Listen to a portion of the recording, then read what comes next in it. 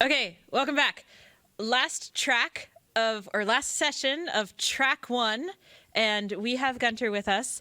And Gunter is an amazingly cool person who's done a lot of really neat things, but he made the choice to put on his bio that he is, due to his ability to see dead people, he developed how many dead people do you see? Do you see them right now? Not right now. Okay, all right. That he's developed an interest in first century archaeology. So we're just going to do a small quiz. Pre-medieval. Oh, pre-medieval. Okay. Yes. All right. So what's your favorite ancient South American civilization? So I never did that. I did my no. Okay. and focused on UK. Oh, so we can talk about Moche pottery some other time. Yeah. What was the byproduct of Hallstatt, which is currently useful to the world? I have no idea. It's uranium. Oh, man. Anyway, Gunter's going to give you a talk on security, and it's going to be awesome because he's an awesome person, and I'm going to go over there. By the way, one more thing. You are going to get evals after this conference. They come from BlueHat, and they come from the BlueHat address. They're legit, and I will remind you at the end of this talk as well. Fill them out because they help us. They help the cab pick the stuff for next year. They help us know whether or not you liked us, that sort of thing. So, Gunter on security. Cheers. Thank you. Thank you. So I get like the graveyard shift, right? So everyone's like itching to get out. So I'll try to wake up a few folks here. So raise your hand if you're a software engineer. Okay. Raise your hand if you're a hardware engineer. Okay, let's give me a minute. Raise your hand if you know, have ever tinkered around with silicon engineering before? Oh, there are a few. That's cool. That's cool. Don't ask me any questions later. That's fine. Let's see, are we going? Yep. So I want to look at, and sort of really open to the folks here, really sort of discover and talk about really where the next face, or the hardest face of hacking really lies today, in particular, the extraction of secrets. So I'm going to walk you really through what the state of the art is in extracting secrets from silicon, and really give you an insight into what you can do from a hacker's perspective, but also from a defense perspective. But to really sort of work through that part, and really need to sort of explain what we're trying to do. So where do we start this sort of thing? Really, what I'm interested about is really protecting secrets. So, what are we trying to protect? Normally, we're trying to protect secrets and intellectual property. So, code for encoding, decoding systems, cryptographic routines, patent pending technologies, magic numbers, crypto keys, all these sorts of things. And why are we trying to protect it? We're often, we're trying to preserve the time to market, before someone can reverse engineer our secret source.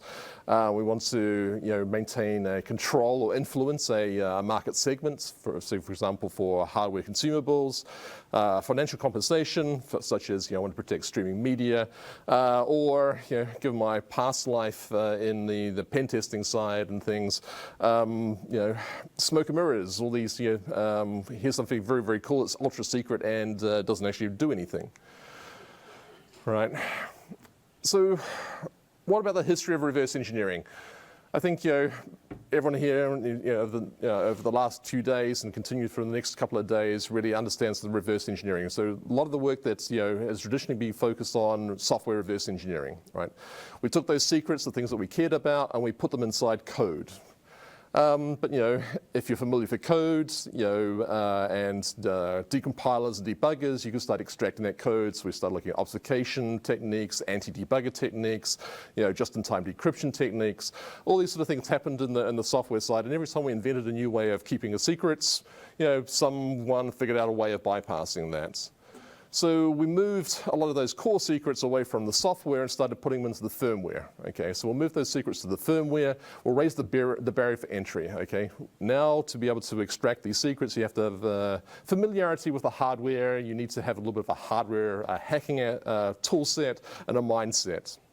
Okay, but there are other techniques around that, such as eventually the firmware needs to be updated. So perhaps if I crack the firmware updates, I can get a better understanding of what's sort of going on there. Which sort of leads us to where we are much today is that, frankly, if I want to keep a secret, the last place and the hardest place to go to today is the move to silicon. Okay. has an advantage. That is, there's a high barrier to entry, right? To really get down to that silicon level, you have to know what you're doing, but you also have to have access to a specialized set of tools. But also some unique disadvantages. Once you're locked into that delivery at the silicon level, you can't really reverse this stuff, right? You can't make sort of rapid changes.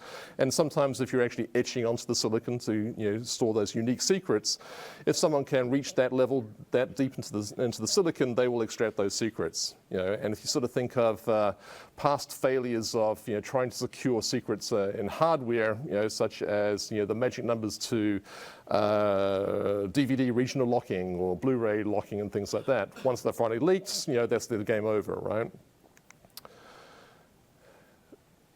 Earlier today, there were a couple of sessions really focusing a little bit on the hardware hacking side, right? So, let's say that I have access to the motherboards, or the PCB, and I can start, introducing, probes, and I can start attaching to all the connectors there, the smart card connector, the serial connector, the JTAG, the USB. Add my probes there and start messing around with power voltages and glitching and things like this, and try to extract those, extract data and information from the systems there. I have a broad tool bag, software tools, oscilloscopes, logic analyzers, probes and sniffers and things like that. And that's a lot of the hardware hacking. It's cool fun. If you haven't done it before, come over to I think Building 27, into the garage, and sometimes we'll do some sort of exercises on the hardware hacking. It's great fun. It's nice to be doing the hardware hacking because here you can actually use your eyes, and your fingers and start getting messy into the hardware. But the area that I want to focus on is the layer below that. Really is at the ICs, so the integrated circuits. And what's really happening in this space is that to understand the security of IC engineering today is really the cost of defending your chip, your IC, is proportional to the level of defense. What that means is that the more money I spend trying to secure my chip, the more secure technically it should be. The problem, though, is that for many of the chips that I want to secure, that chip may have a retail value of, say, 2 cents, right? So how much effort do I put into trying to secure this particular type of chip and type of technology?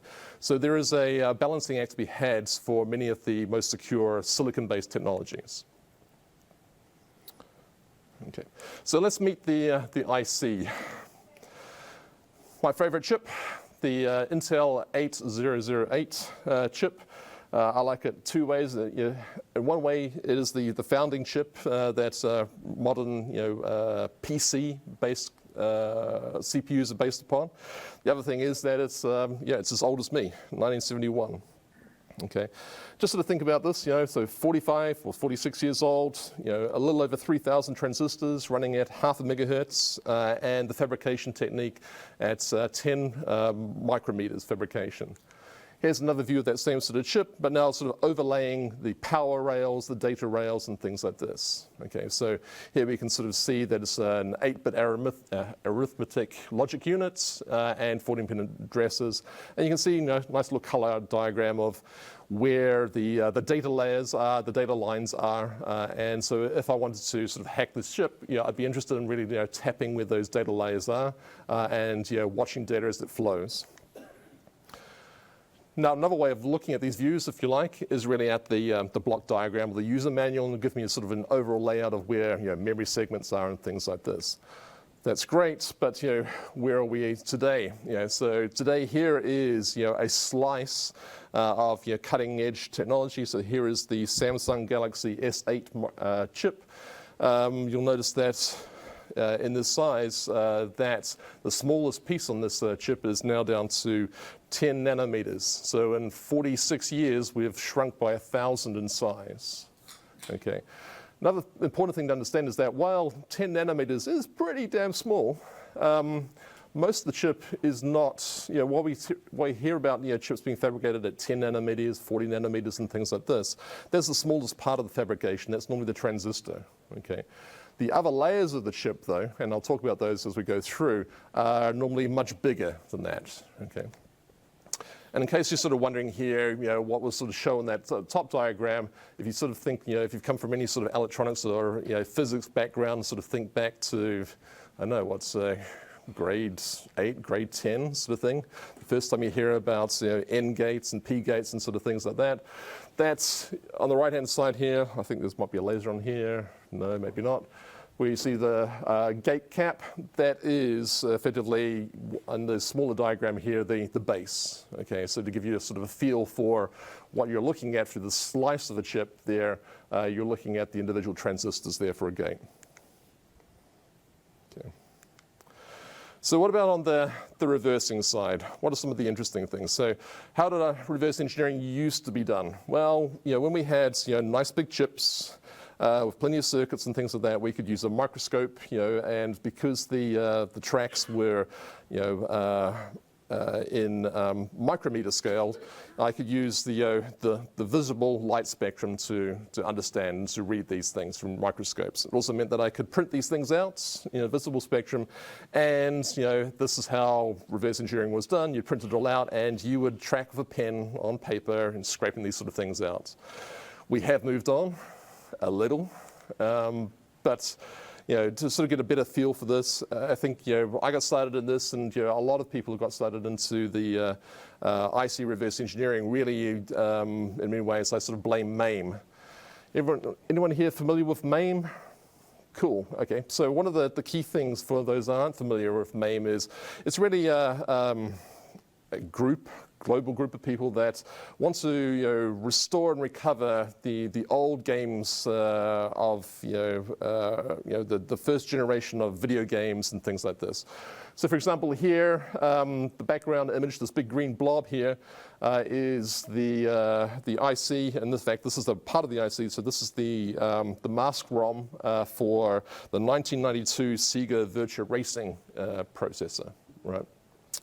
So all that code, that game code and all that, is actually stored in this masked ROM. And if you sort of squint a little bit at this masked ROM, there's a couple of things you can see. So first of all, you see like these big rectangles. You can sort of see like 3.5 big rectangles running down the screen. Okay, each one of these rectangles has 16 rows or 16 columns on this side.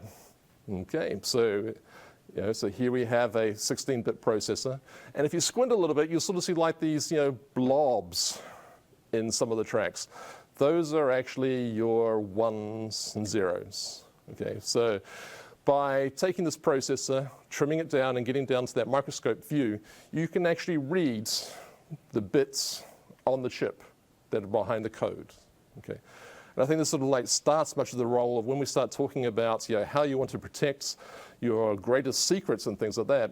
The fact that you can, at this level, visibly read the code and all the secrets off the chip, should start getting your mind wandering a little bit. Now, IC reverse engineering is cool fun. Come on, there's a lot of things there. Techniques haven't really changed for the last 20 years and stuff like that. But name another part of information security where you get to play with literal laser beams. Fuming nitric acids, electric probes, microscopes, electron microscopes, everything like this, right? And literally roll up your sleeves and dive into scraping away layers of chips and things like this. So there's a lot of things that are that form this methodology, such as many of the hardware hacking techniques that we're familiar with, at least that we could see in manually and by hand control access to data trails, data tracks, and extract data. And more techniques really focused on breaching the actual chip itself. So an interesting thing about the state of the art in IC reverse engineering, especially the high security chips, is that it really is an adventure in hacker defense dynamics. Right. So, for example, I'll talk through some of the methodologies for breaking chips and extracting data. But so one of the techniques that you may use is to use acids to etch away layers of the chip. Okay, so that works for some ways. And so if I want to be an IC designer and stop people from doing that, well, maybe I will use reactive materials in my chip such that when the acid touches that, the chip catches on fire or disintegrates and things like this. What if I use an X-ray to examine the chip and things like that? Well, maybe I'll dope the silicon in such a reflector such that X-ray can no longer work in this. Okay, I'll add photosensitive fuses so that if you're trying to observe this and do the delayering, that the fuses will blow because of the infrared light or something like that. And maybe I want to protect secrets, so I'll put active meshes over the top of my, my masked ROM, for example, to stop you from reading the actual data and stuff. So lots and lots and lots, and some very cool innovation on there. And so, a little bit like Raiders of the Lost Ark, you're trying to bypass one protection technique and overcome that one, and as soon as you trip that layer, there's another layer on top of this, and so there's a lot of learning that sort of goes on. But at the end of the day, there is a very simple methodology for really reverse engineering a semiconductor. And this part, when I talk about the reverse engineering, is really to understand the microprocessor, the IC or the chip. Okay, and so there are 5 key pieces to this. So decapsulation, delayering, imaging, image analysis, and then the data extraction. So this is meant to be an eyesore. I'm not going to run through it, but effectively, the decapsulation part is really how do I, when I have a chip and that the chip isn't exposed to the elements, it is encased in something, okay, and depending on what the chip is going to be used for, where it's going to be hosted, the environmental conditions, they'll have different types of encapsulation around this particular chip, and will require different types of techniques to release or to access the actual chip itself. So one of the easiest ways, and for most of these sort of things, so most of many of the chips will use a plastic or an epoxy covering, in which case just dropping a few drops of acid, in this case fuming nitric acid, will expose the chip as well, right? And depending on what sort of connectors, so in this particular chip here, there are gold connectors from the chip to the pins. The fuming nitric acid doesn't dissolve those, and so you can sort of see the chip in all its glory. Other ways, decapsulation through milling, so not quite your dad's or your mother's drill press and just moving the chip around, much finer. So effectively removing the covering of the chip, whether it's an epoxy or maybe a ceramic or something like that, exposing as much of the chip as possible, being very careful, and then maybe using acids afterwards, for example. Other ways, using lasers to gradually etch away the particular chip and removing a few micrometers of the chip through every pass of the laser, for example, to expose. Another way, if you want to do it sort of the more professional way, is here is a professional decapsulation device, and effectively there's a little clamp that goes up and down. You hold the chip upside down, dip it in there, and it sprays the acids and different mixes of acids to etch away the chip in the most efficient manner. Having exposed the chip, need to give it a little bit of a cleanup, so spray cleaning or use different types of acids or ultrasonic cleaning or another heating elements to remove any other particulates and try to get it as clean as possible. So, but what do I want to delayer a chip, especially at that first stage? So, so stepping through, a standard sort of chip here, we have the Apple A4 microprocessor for the iPhones. Now, if I was to look at the back of the chip, I'm not going to really get much intelligence at the back of the chip on this side. By using an X-ray, I get a slightly better feel for this chip. Not really. Okay. Now if I scrape away the layers into the very top layer of metal, so metal 8 here, I start to see what the actual chip looks like. That's cool. That gets me to that first layer. But now I have to be really careful. If I'm going to go through the whole process of delayering this chip, I need to know how many layers there are, how the thickness of the layers are, and sort of work through there. And so what I'll try to do often will take a horizontal slice through the chip and start measuring where all the different metal layers are and where all the different silicon layers are and things like this, and insulators. So in the delayering process, I've got a couple of pictures here into taking this particular slice. So the one on the left here, you'll see this particular chip has 5 metal layers.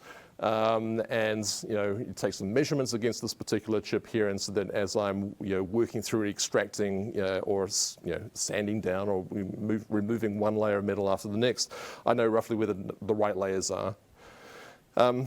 The other chip here, though, is interesting in that so there's a newer generation of chips which make it a little more challenging, and that's we're seeing 3D fabrication. So here is actually 3 chips that are the equivalent of 3 microprocessors stacked on top of each other, connected together inside a single chip.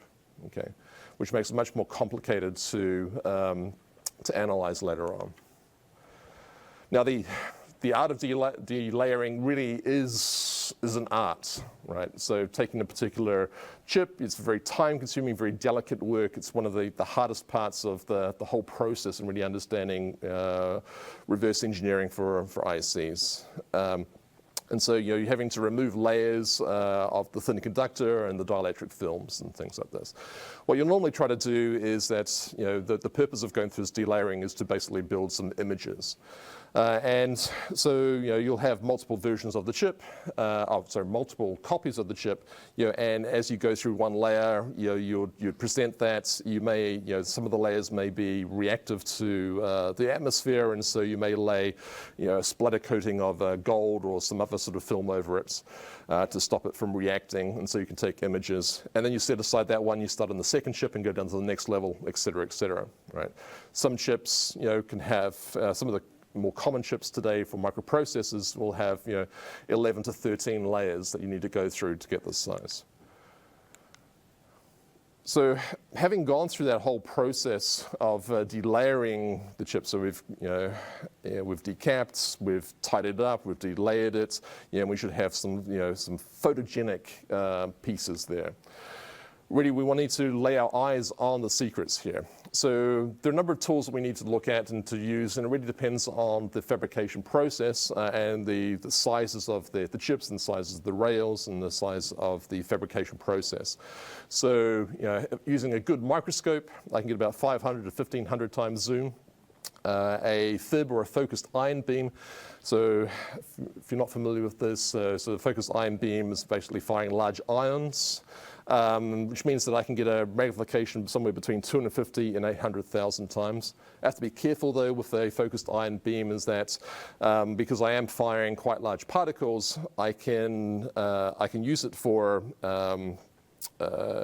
examining, and for taking photographs or whatever. If I leave my beam on a particular part of a chip, it will actually etch a hole through it. Or if I use a fib with other gases, I can actually lay new layers of metals, on the actual chip itself, and that's helpful for, for overcoming light-sensitive diodes or meshes and things like that. So I can bridge just like laying new wires down. And the last but not least here is the SIMS, so the scanning electron microscope. It gives me a magnification up to 1 million times today. So I have a decapped, and a nice metal layer of the chip, for example. So one of the techniques I'll use will be frontside analysis or frontside analysis imaging. So effectively here I'm taking that layer of metal, I'm putting inside a scanning electron microscope, and I am building up a whole bundle of different images. So I can't take a photograph of the entire chip all simultaneously, and so this is actually one of the most painful, time-consuming processes. Really is, take hundreds and hundreds and hundreds of photographs of this chip and then restitch them all back together and hopefully get it right each time. Okay. Another way I can use is backside analysis. So if I take that sort of chip, and still often in a powered state, if I now look from the other side of the chip, I'm seeing much more closer to where the transistors are and this actual poly layer. I can use things such as near-infrared scanning microscopes and near-infrared lasers because silicon is transparent to near-infrared. Okay, so I can start to see from the other side of the particular chip. It gives me a better idea of what the layout of the chip is and things, of what's sort of going on there. It's getting more difficult because as these technologies and these tools for being able to take these types of images become cheaper and more common, then the fabrication plants are now doping the silicon to make sure that near-infrared doesn't really work, right? In which case we change frequencies and use different frequencies, and still a game of cat and mouse, in protecting the device. So having had this image, and this compiled, one image of one metal layer of hundreds and hundreds of hundreds by hundreds of images, I get an image per layer of this chip.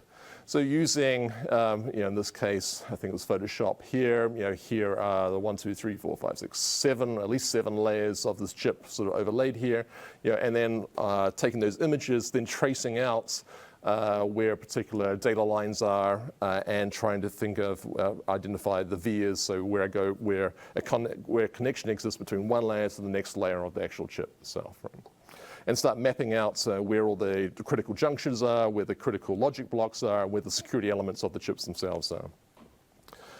Newer inventions, though, are exciting in that maybe in the next 5 years, that entire process of delayering and things like that, and that cumbersome process of imaging disappears due to 3D X-ray microscopes.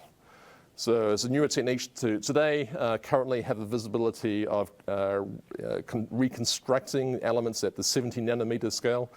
So effectively, this is builds up this 3D model of the chip as it was built in one go, which will simplify a lot of things.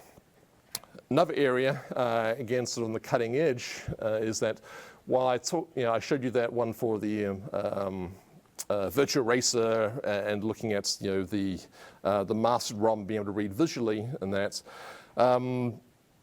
cool. But if you like, the state of the art in protecting your on-chip memory is really to use.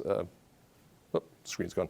To use flash memory in particular, and that's been very troublesome for reverse engineering.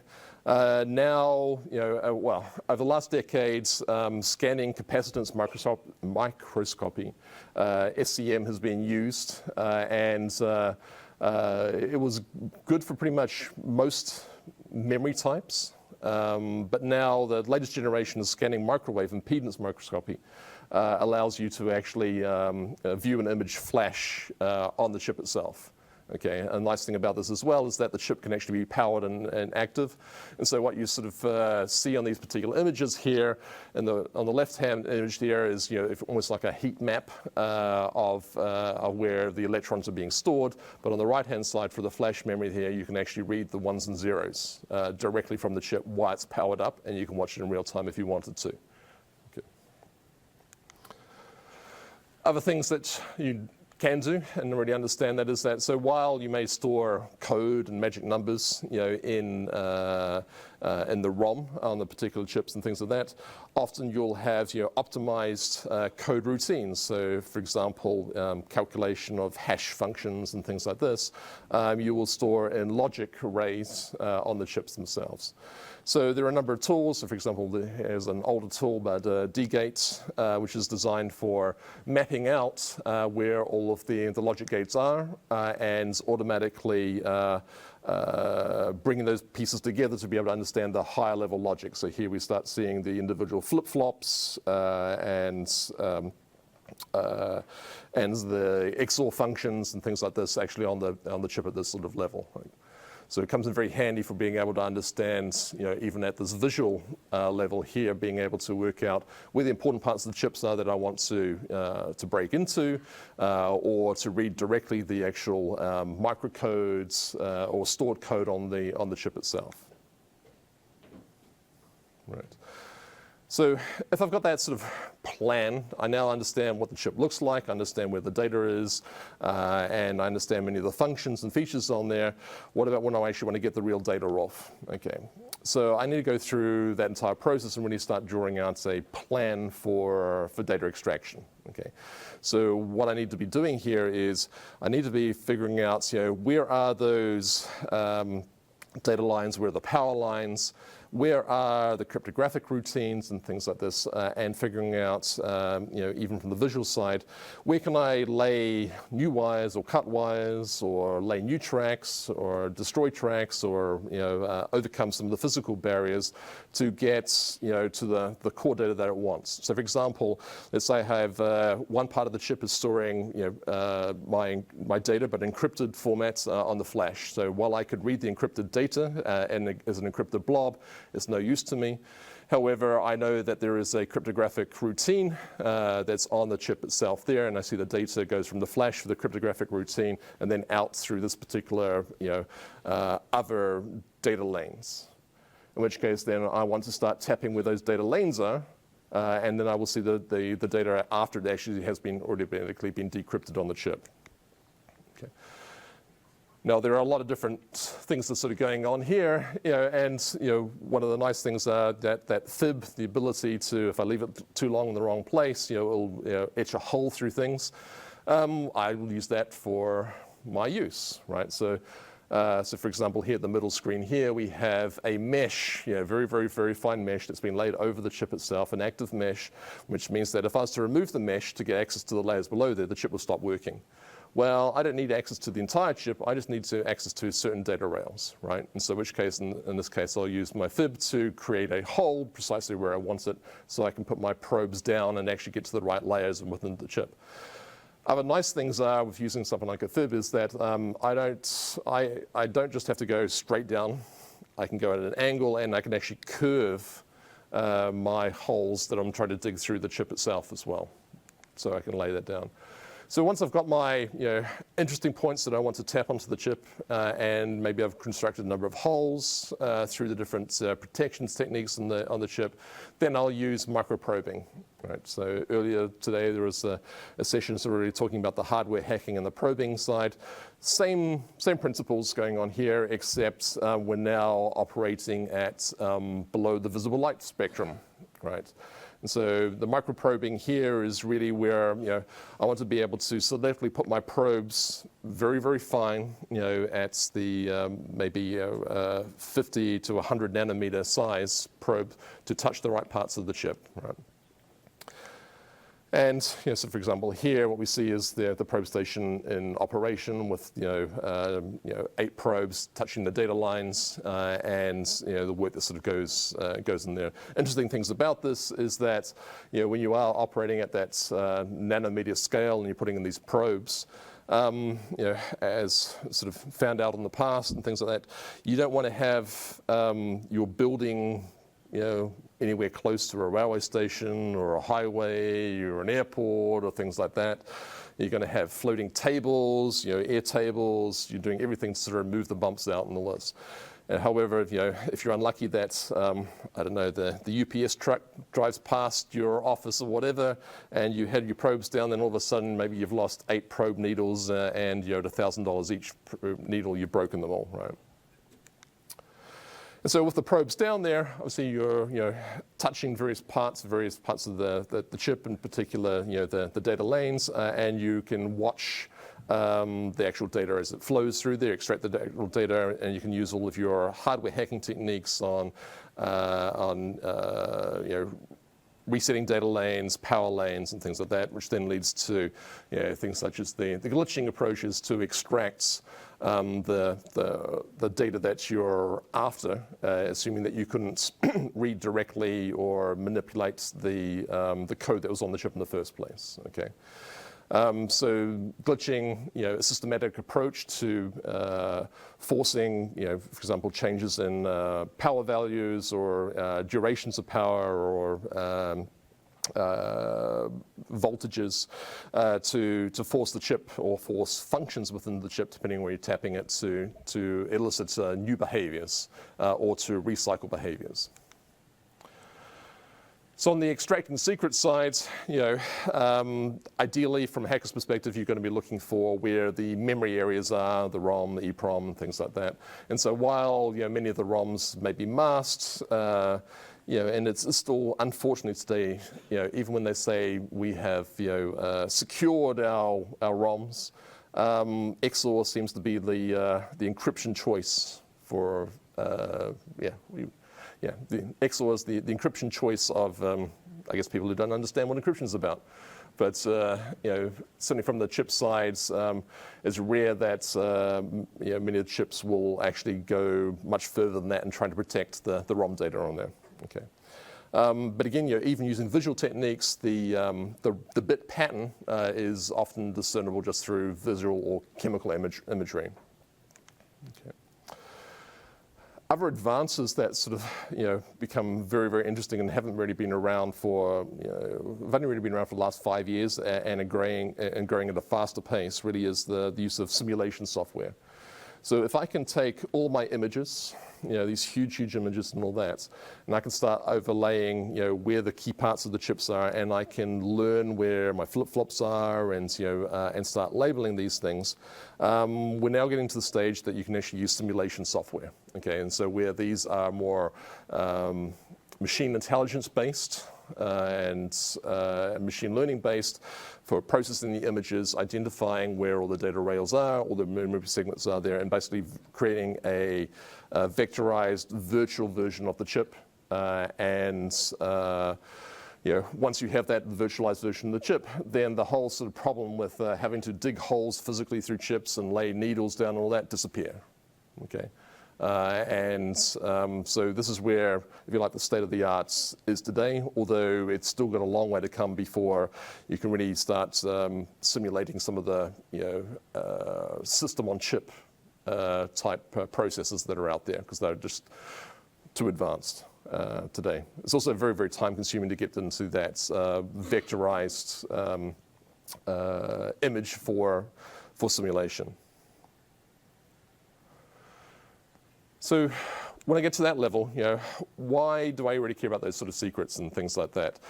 So one thing that we need to be worried about, especially on the Microsoft side, are simple things such as counterfeiting, right? So if you're here, we have an example of, these chips look basically the same, and what's happened here is that this is a very, very cheap chip, and effectively, what happened here is that and somewhere in the supply chain, someone had a chip that was lesser powered, less interesting, but they gave it the same sort of number and things like that. And the counterfeit part of this was that using the same sort of number, the part number and all that, was that it only really came to the fore that these were counterfeit chips when a vendor that was using these chips in their products updated their firmware to make use of additional processors and additional memory on the chip. And so the cheaper chip, the counterfeit chip, didn't have enough memory, and of course, people were getting strange errors and firmware errors and things like this. And so it's only through that firmware update that the counterfeiting side was uncovered because products stopped working. But even something that small, so why would anyone bother counterfeiting a 5 cent or 25 cents processor? Well, lots of reasons really, especially if there's hundreds of millions of these chips being sold. I don't have to pay licensing costs. I don't have to go through the process or the costs of creating specially signed drivers for my chips there. I don't need to do any advertising, marketing expenses, and I can reuse my old dies and things like this. Okay. And so, from our perspective, being very careful of, what that means to our supply chain, and it's often very hard to debug as well, right? This is physical, it's rolled out, and you're trying to, solve this software failure through software means when, the failure is actually hardware. Other things that's sort of going on in the market, so product teardowns, you may have seen a lot of these sort of things. So here is the current teardown for the iPhone 8 Plus. So, Tech Insights and other, other organizations, their process is grab the latest technology, strip it all the way down, work out, what the cost comparisons are and things like this. So here we see the system on chip IC for the Apple iPhone 8 Plus, and you can sort of, break out where the different CPUs are, the memory segments and things like this, and then, do deeper dive on the actual part numbers inside those chips. And so if you really wanted to, you could refabricate this particular technology. There are other ones that go even further. So I see teardowns here. If you're familiar with the Microsoft HoloLens and all that, so here is a Chinese site, eWise Tech, which will sell you all the images, all the reverse engineering, the templates, the code, and everything that's been extracted from the Microsoft HoloLens CPU, for example, right?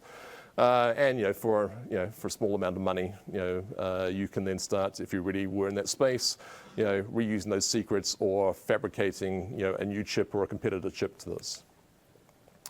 How much does it cost for if you like the pen tester, non-evil hacker, grey hats or whatever to extract secrets and things like this. So here is a Russian-based service that will do all the things I explained to you about decapping, delayering, extraction of microcodes, all those bits and pieces down here. So if you like, that's one of the cool things of reading that protected code, those super secrets that are on the masked ROM and things like that, including all of the decryption and and everything like that. So 10,000 euros for that chip, whichever one you want to sort of do, right? Other ones here, so for example, here's a Chinese-based company that does the same sort of reverse engineering, but you can also say, here's a chip I'm interested in, they'll do the reverse engineering, and then they will make additional copies of that chip for you. Or if you want to, let's say it has a magic number on there and you would like a same sort of chip of a different magic number, or you would like, a chip will have lots of exactly the same magic number, maybe or maybe change a routine from change the random number generator into a generator of pi, for example. Sure, do that, right? So if I get to that level now, so the microcode, what do I have to really sort of care about? So what's possible today? Okay, so things that we ran through. So I can read bits at the metal layer, i.e. the mask ROM. Okay, I can read bits at the silicon level, so the storage memory. I can read the gate arrays to evaluate the etched algorithms, those patent pending technologies and things like that are there, right? And I'm getting up to the stage where I can virtualize the simulation of the chip functions itself. Okay. So by using probing techniques, then I can also extract those secrets, those particular stored secrets, the memory dumps and things like this. And I can also bypass any of the physical mechanisms that are used to secure the secrets on those particular chips. What also opens up, and if you like the cutting edge now really is I can do this through non-destructive. Okay, so previously, doing all the delayering and decapping. In fact, if you haven't done decapping, do it. It's great fun. It really is. But some of the newer technologies will actually do the non-destructive side, and so I can actually analyze the chips while they're in situ. Okay. Another key part about this is that while I do all the hard work for a particular processor and go through all the particular steps and things like that, once I've done that, right, I only need to do that once. And so thereafter, whenever I encounter that particular chip, I automatically know where I need to go, where on the chip, and where all the secrets are, and the fastest way of breaking these things. So for example, about 5 or 6 years ago, Krasnodolsky broke the most secure TPM chips. And while it took several months to break the first TPM chip, and all that, having broken that first TPM chip, it was only then about 15 minutes to grab a new TPM chip of that same manufacturer and extract that core secret. Okay. So the imaging is just really a means to ends, and I think this will change quite a bit sort of going forwards as we sort of look at today a lot of the skill still lies in the human beings, and so we're still focused on, like that first image, laying out that big picture, scrolling around, drawing all the data lines and things like that. But with machine learning approaches that are being applied, especially in academia, there are already a number of, quite advanced software that will get that vectorization of the photographs to bring them all together, stitch them back together, and allow for that simulation side. Question that sort of comes back in many ways is what about attacks against mass-produced devices? What do we need to worry about, and what should we sort of care about from a security perspective? So here's an interesting example worked on a few years ago with the team. Was let's say I have a genuine brand name toner cartridge and go to a laser printer. I don't know how many of you know this, but that toner cartridge that you have that goes into the printer actually has its own microprocessor built into the toner cartridge. And so when that gets into the printer, there is an exchange of secrets, and that with that exchange of the secrets, the printer then knows this is a genuine toner cartridge, and therefore you should use it. And if it's not a genuine toner cartridge, then obviously it's not genuine, and you should not use it. So if you are not from XXX company and all that, there's an awful lot of money for cheap toner cartridges, right? And so what you want to do is maybe sell refurbished toner cartridges and things like this. So to be able to do that, you need to have your own chip with the magic numbers and things like this. And so, like when I started the conversation about how to protect, make chips secure, it's been about how much effort do I make to how much effort do I do to add to the security. It really is proportional to how much effort it takes for someone to reverse it. And so, for much of the design of the chips that go into, say, toner cartridges and things like this, ideally, what they're looking for is, as long as I get 1 year or 2 years before someone can reverse engineer my chip, and extract the data and then mass market it, that's probably enough for me to make this whole endeavor profitable. Okay. From the defensive side, and these sort of things, what do we need to look at? We need to look at well, we want to use device-specific keys, okay, and we want to be able to update and revoke them at any time. So, the whole sort of thing about having static keys that are etched into the silicon and dynamically kept there, not such a cool idea, because we've talked about how we can extract those things, and so you need to be able to manage that per device. Ideally, use good crypto. Don't use XOR, right? Software encrypted algorithms stored in memory that erase the chip's memory. Okay, so what I'm really talking about here is that as I find in this particular example, someone else is now offering up toner cartridges that work on my particular printers, and that I would be able to change my algorithms actually on the printers themselves and revoke the keys that may have been broken the first time, for example, right? So I want to get the mix of both my hardware security and my software security and bring them together. Okay, and if I wanted to add optical sensors that erase the chip's memory as well. Right. So other things that have sort of been encountered, and so in the world of professional reverse engineering of ICs, there are a number of things that that sort of get uncovered, right? And so one of the biggest scary things, in particular, when it comes to supply chain and given what we're trying to achieve on on the cloud security side and things like that, our supply chain needs to be pretty pristine.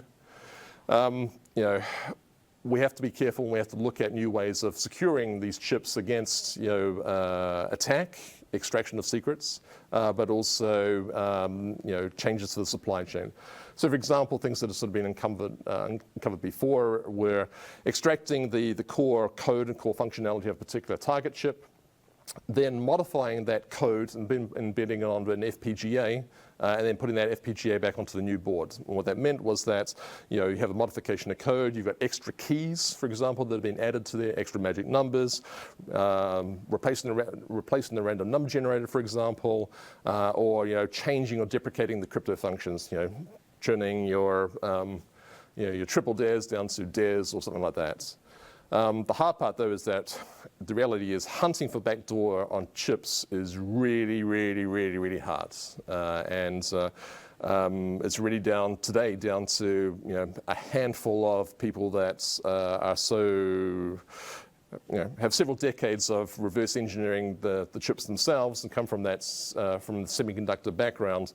It's really down to those folks being good at spotting these needles in the haystacks today. But hopefully, with the virtualization of the chips, that will lead to new insights and new technologies in that space. So, what about defending the chips from reverse engineering? Okay, so the attackers themselves are going to often be probing and exploiting component interfaces. So from our side, we need to design with the assumption that the interfaces and the intermediate data will always be insecure and exposed. Okay, so if you are having an encrypted data blob and there's a crypto or decrypto engine and it's being passed through at some rail on the chip itself, then the bad guys will be able to tap into that particular data, right? Design uniformity is useful for obfuscation. So, if I can visually look at a chip and say, that's the memory area, that's the process area, this is the power area, this is everything else like that, it speeds up the attacker's side. However, if I visually design the layouts with more uniformity, it becomes much more difficult. Also, electrical uniformity. So when we talk about things such as, if the layout all looks very similar, and I want to find whether, I'm interested in the memory or the crypto algorithms, I just run the chip, and then use a thermal imaging, and while I'm doing a lot of crypto, then the area that's the process on the the area on the chip that starts getting the hottest is probably going to be where the crypto algorithms are actually running, right? And the coldest part of the chips are going to be the memory is, right? Resistive grids seem to be very popular with smart cards, security chips. Frankly, they're pretty much meaningless from an attacker's perspective. They're limited use against probing, but once you've gone through the reverse engineering process, there's sort of not much value there. So sort of walkaways from this really is that it's not sufficient to secure software components from software attacks and hardware components from hardware attacks. Basically, as you're designing the chips and designing the use of the chips and the software that goes with them, they have to be designed together in such that you're protecting the chip with software and hardware, and you're protecting the hardware with software and hardware. So the threat going forward today, really the barrier for entry is still pretty high. You can get started with your own equipment in your own lab for about $500,000, or you can go out and just rent by the hour. $300, $200 seems to be fairly good rate today if you know what you're doing, or like some of the firms that I made mention of around the world, which will actually do it for you, do it on your behalf. Other key things though is that that IC code is immobile, right? So once that code is cracked, you are not in a very good position, right? So as you're looking at how you're going to keep secrets sort of going forward, and that's really understanding that once that code that was on the chip has been broken, that there really is no viable means of restoring that integrity there. So as I wrap up, the last part, sort of hat tips from my side. Chris Donalski and Joe Gran are two folks that have worked with and great respect to that, just really understand and do this so much of their time. And a few additional resources you're interested in, sort of having a look at some of the images, playing around, getting a bit of familiarity of what's sort of going on in this particular space. I'll leave those sort of around there. It's great to sort of great to learn from these types of sites. So with that, pending the last session there, open to questions. Yeah. Okay, questions, and I am my own microphone runner this time, so. That was a cool talk. Do you have questions about why he has such weird hobbies? We'll do like a photo display of what happens if you put your fingers in fuming nitric acid. No. Then do that.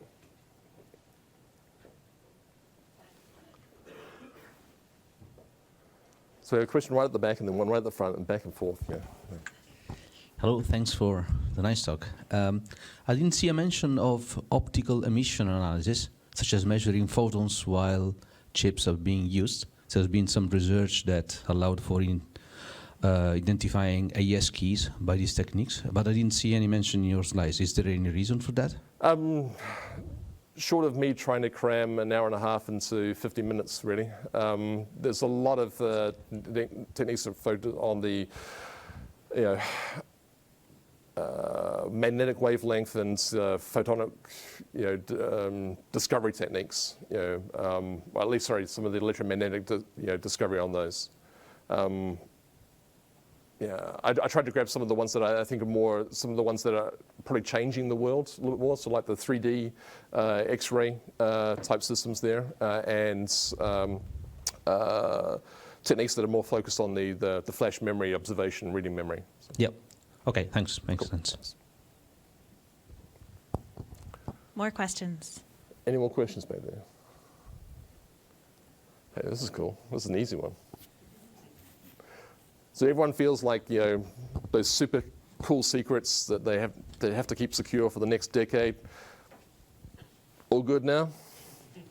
Okay. So this sounds like you might have a little bit of personal experience. What have been some of your war stories that you've really enjoyed? Gotchas that you hit and went, oh, I should have seen that coming.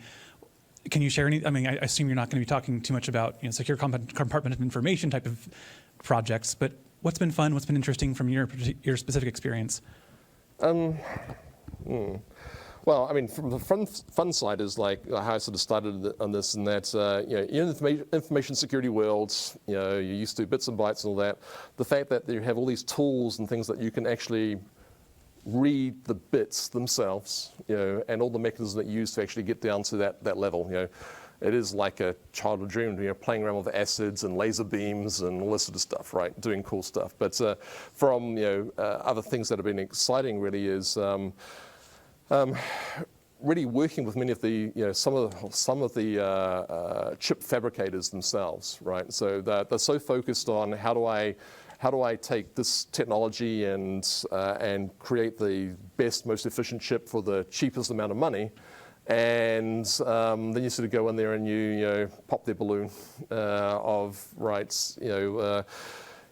those things that you thought were really cool and really nice mechanisms to protect the chip in that price bracket really were meaningless from this side. And the response will be, well, that's cheating, and then working with them of what some of the other mechanisms are. But the unfortunate part about much of this really is that because you are operating at that physical layer, frankly, the best, the most secure part of this entire industry is making the chips even smaller and smaller and smaller, because the technology that's required to make the chips that much smaller is the same technology that's required to reverse engineer the chip. Right, and so if I move from a $500,000 scanning electron microscope, and now I need to spend $20 million on an equivalent to get down to the 10 nanometer in manipulation, all of a sudden that barrier has gone up again, and that's the best way of protecting today. And so in many ways, securing silicon is about staying on that edge of the technology, the most expensive edge, because it forces the bad guys to also run parallel on that expensive edge, unfortunately.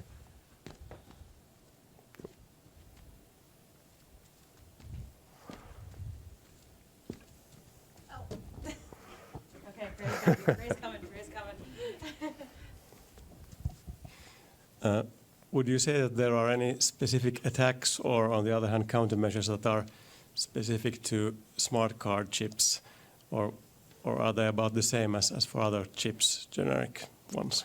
No, I mean, so the smart card chips, have a particular purpose, right? So the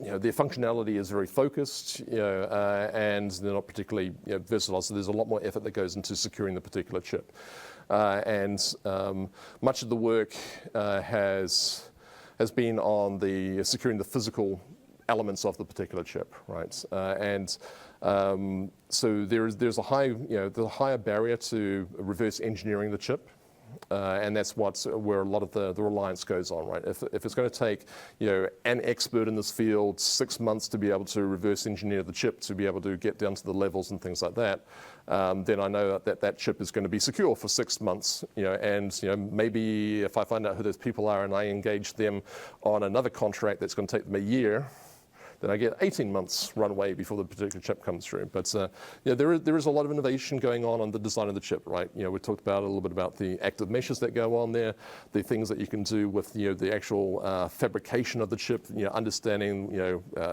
methods that the reverse engineers are using to break down the chip, and adding other physical means and chemical means seems to be where the battle faces today. But at the end of the day, once you have got iterated through all the physical pieces, then the underlying data is what's being exposed. Right?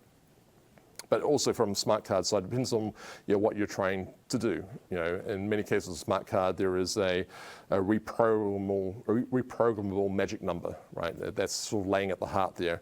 If the only way that I can extract that magic number is by getting physical access to that chip, and extract from that particular chip, then the attack surface is rather limited, but also the end value. The end value is really that smart card chip is then only a piece to how I'd get access to the actual data that I wanted, because the data isn't on that chip itself. Right. Cool. Question at the back there. Hi, thanks for the talk. Do you think there's a more increasing interest in sort of the peripheral devices more so than the actual main devices themselves? Like the premium devices you mentioned where you need to protect IP seems to be pretty well protected and you're raising the barriers there, but what about the peripheral devices or wireless devices? Do you see more interest happening in there in terms of research for reverse engineering and for development? So there is an awful lot going on in that space, and that's probably the most active space, because the reverse engineering that's going on there is less about trying to steal the secrets. It's trying to steal the codes for basically counterfeit versions of those products, right? So let's say that I have a special type of webcam that's used for smart city traffic monitoring, right? It has proprietary code in there. It's got a lot of AI type, machine learning type code in there and that sort of stuff. And then someone else can physically buy that device, reverse engineer, extract that code, and then strap it onto their own device and start selling it in competitive space. So I think that there's an awful lot going on in that space, more from counterfeiting the actual end technology, and where the IC is really just the holding of that secret or the microcode that they want to replicate. The other side, though, is that a lot of those smaller devices or in that sort of space aren't using cutting-edge semiconductor technologies, right? A lot of the stuff is off the rack, and meaning that it's much easier to reverse engineer. And in many ways, many of the most popular chips that people use have already been reverse engineered at some point. And so the cost for the attacker is no longer 2 weeks in a lab trying to reverse engineer the chip and to extract the code. Is now $20, $100 to grab a chip reader that someone else has refabricated for that particular class of chip.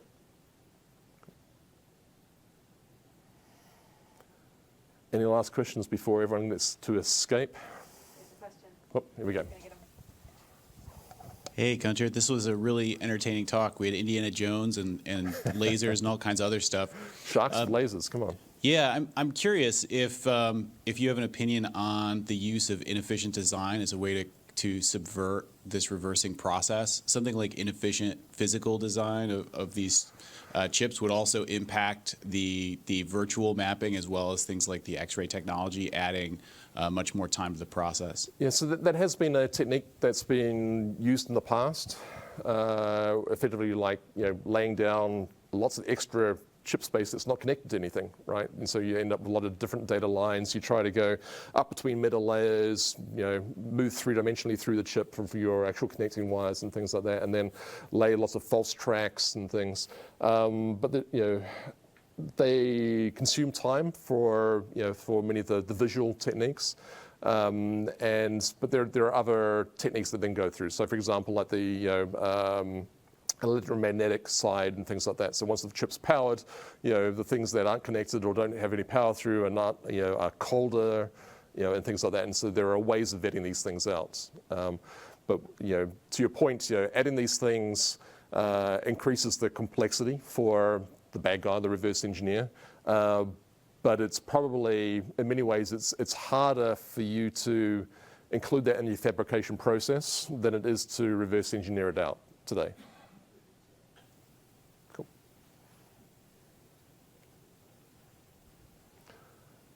Any last question for the road before everyone? It must be beers and things like that next, right? That's actually the administrative announcement that comes next. There we go. So, round of applause for Gunter. Yes, thank you.